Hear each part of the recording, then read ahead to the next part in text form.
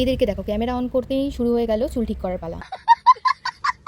একটি ছোট্ট শিশু শিল্পী, এই বয়সে হয়তো আমরা আলো দেখলেই ভয় পেতাম, তো এত অডিয়েন্সের সামনে নাচে, that is enough. I think it's a great achievement of our. আজকে ছোট বাচ্চারা নাচছিল, আমরা দেখছিলাম, তবে গানটা মিউট করে দিয়েছিলাম কারণ কপিরাইটের সমস্যা হতে পারে। তো বহুদিন পর আমরা একসাথে হলাম, আমরা একই বাড়িতে থাকি কিন্তু তাও আমাদের সেরকম সময় হয়ে উঠতে পারে না সবাই। 4 জন মিলে ডিস্কো টিকিট কেটে নিলাম। আমি তো ভীষণ এক্সাইটেড ছিলাম যে কখন উঠবো। এই যে কাকুকে টিকিট দিলাম, তারপর আমরা এক এক করে উঠে গেলাম। আমি আর ভাই একটা সিটে বসেছি, নেহা আর বোন একটা সিটে বসেছি।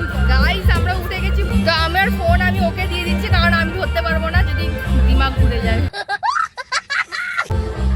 বেঁচে তো থাকবো, চালু হচ্ছে গাইস, চালু হচ্ছে। আর জানো তো প্রথমবারে সেরকম হয়নি, কিন্তু দ্বিতীয়বার থেকে যখন আরও স্পিডে ঘোরাচ্ছে তখন আমার অবস্থা প্রচুর খারাপ হয়ে গেছে।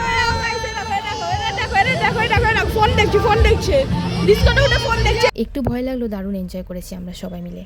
গাইস ফাইনালি আমরা নেমেছি। মানে আজ আমার এরকম অবস্থা হয়ে গেছে, চুল মুলে কিন্তু আমার কাছে ভয় লাগছিল, প্রচুর ভয় পেয়ে দারুণ মজা আসছে। তোর কেমন লেগেছে? অনেক মজা। তারপরে জন আসবে তখন দেখে নেব। একদমই তাই। এখন ঘুরে ঘুরে নাচ দেখতে যাবো, এখানে অনেক বাচ্চারা নাচছে, তো চলো নাচের ওখানে যাই।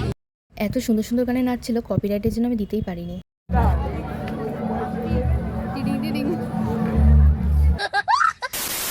তো বন্ধুরা, একটা কথা তোমাদের আগে থেকে জানিয়ে রাখি, মেলায় আমাদের দ্বিতীয় দিন কিছু খাওয়া হয়নি কারণ সেদিন আমাদের বাড়িতে একটা বিশেষ অনুষ্ঠান ছিল। কি অনুষ্ঠান সেটা তোমাদের সাথে অবশ্যই শেয়ার করবো, তবে ভিডিওটা আসতে একটু সময় লাগবে, হয়তো 2 মাস কি 1 মাস। তবে চিন্তা করো না, সবকিছু ধীরে ধীরে তোমাদের সঙ্গে শেয়ার করবো। তাই যদি এখনো চ্যানেলটা সাবস্ক্রাইব না করে থাকো তাহলে অবশ্যই সাবস্ক্রাইব করে আমার পাশে থেকো। তোমাদের ভালোবাসা সাপোর্টই আমাকে অনেক মোটিভেট করে নতুন নতুন ভিডিও বানাতে। আজকের মতো এখানে শেষ করছি, টাটা।